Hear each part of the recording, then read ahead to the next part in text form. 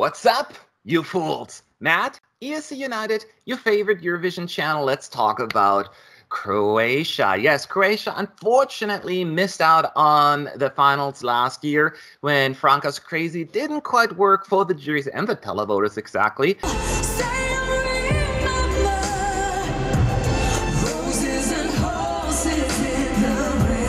But this year, they are going to send Roko with The Dream, which won the Croatian show Dora, which was brought back, and I was so excited to have it back. I dream of love, you dream of love.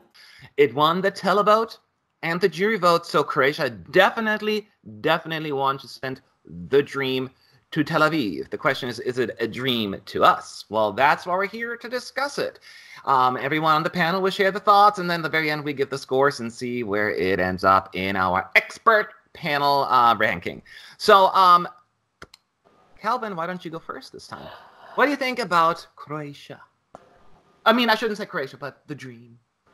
I think if you're going to have a song that kind of leans into this very, earnest, sincere, kind of almost innocent and naive opera guy premise, I think it needs not to have as much darkness and as much like a minor key, an odd build, electronic influences as this song has. I think it just sort of loses a little bit of its sincerity as a result of that. It just sort of feels a bit clinical, and it's not really jiving with my ears so much. I'm not really feeling the song. One thing I will say that I do like about it, in kind of a slightly ironic way, and I think I might have mentioned this on an earlier live stream, is that he says the word dream so many times in the song that it stops feeling like a real word to me, which I do appreciate, and I wish the song had kind of gone all out in that sort of ironic, sort of weird, oddly sincere thing that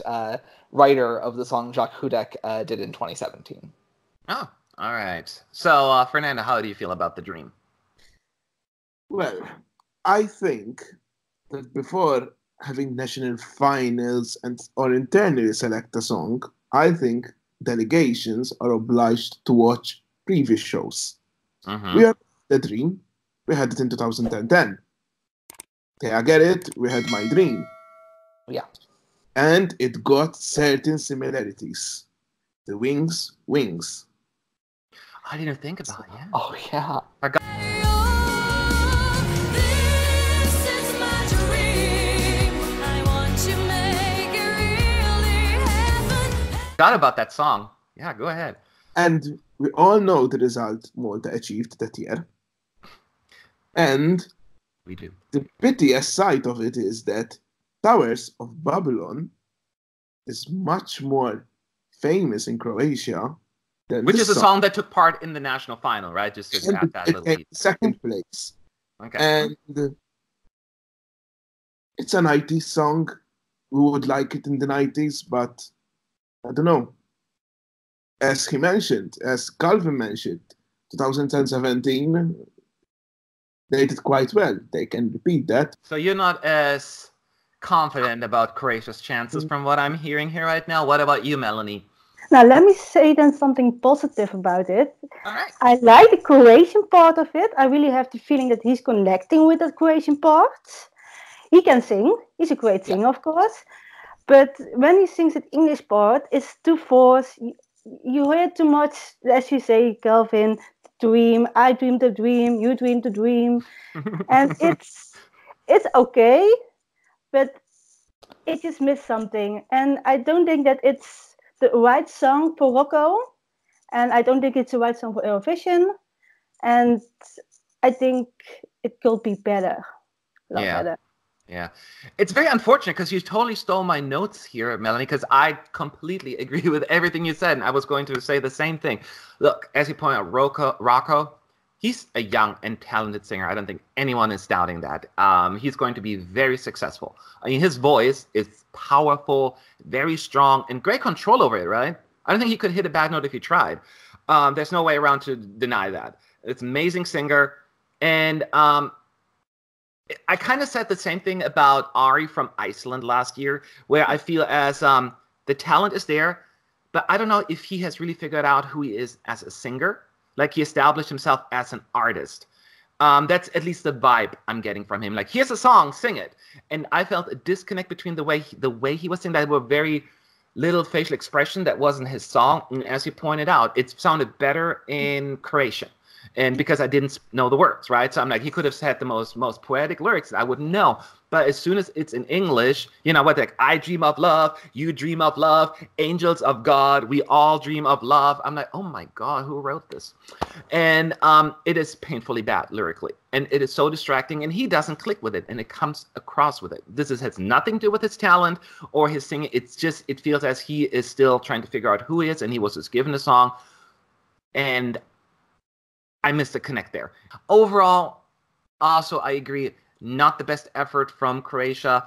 I know that they had a lot of good songs in the running, but this is who they wanted to send, and maybe it'll work better with the non-Eurovision community folks. We have to wait and see, but to me, yeah, I'm not clicking with it either.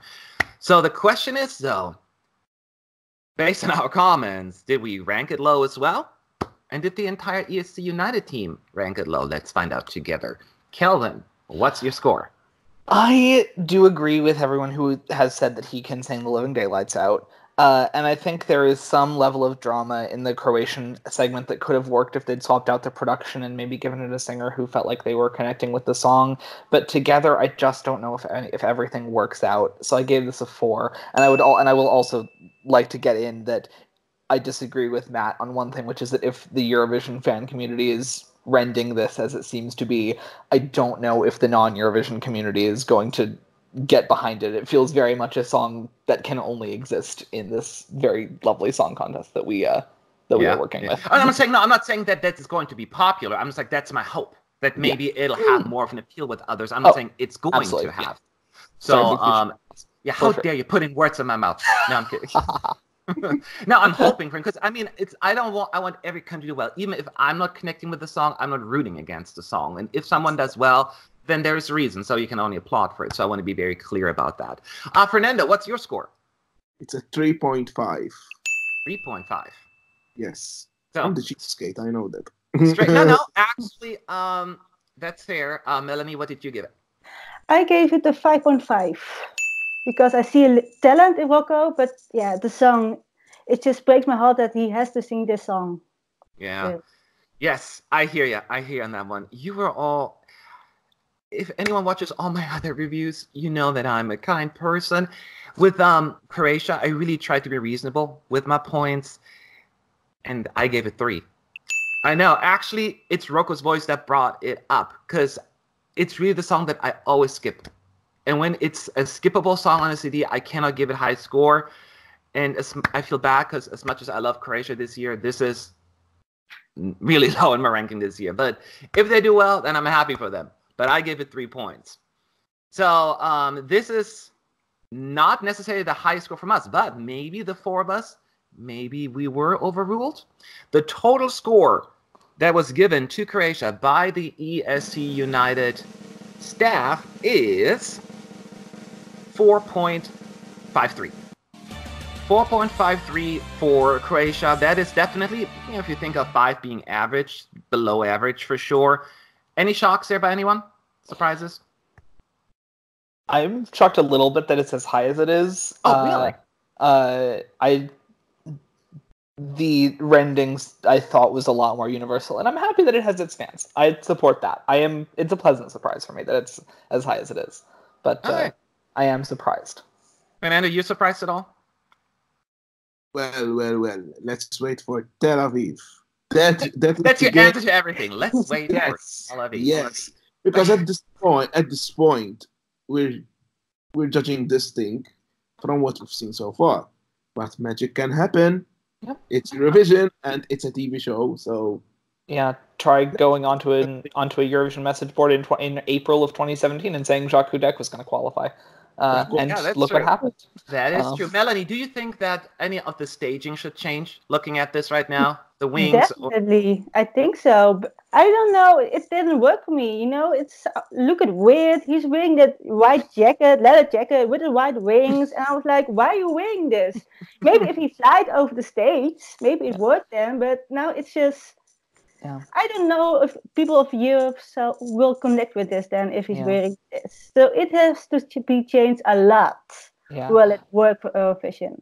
Yes. Melanie brings up a great point, I think, which is that the staging is really stationary for the song. And it actually starts out kind of like fast, and it feels like the electronic elements in the first verse, but he's just standing there and he can't move because he just seems Those so wings weighed are down, heavy. even though he's literally wearing wings. But yeah, I am fully on board with what Melanie is saying.